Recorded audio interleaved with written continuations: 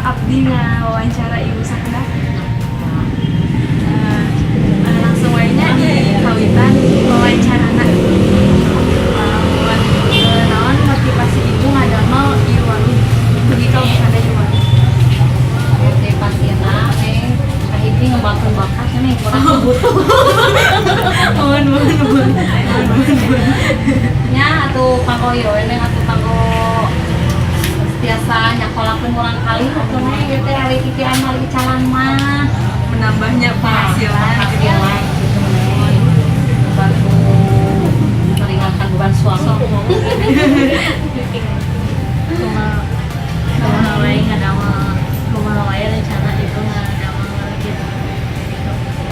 Rencana teh nya ti nol heula nih rencana mah teu langsung sukses ya teh nya ti awet heula dimimiti calan di sisi jalan dina roda degikeun ka ieu teh lamina teh seberapa tahun suami pokokna lah sekitar aya meureun kana 5 tahun mah dan nol heula kalau mah teu langsung jeung ieu Sabaraha modal nu dikeluarkan kanggo ngadamel warung.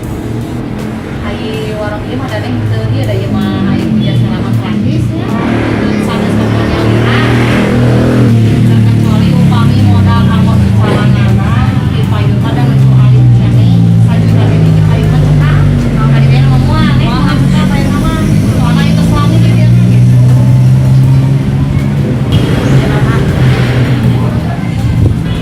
suami dieu teh di bukana teh tos bade aya saberapa tahun ya aku 5 tahun lalu mah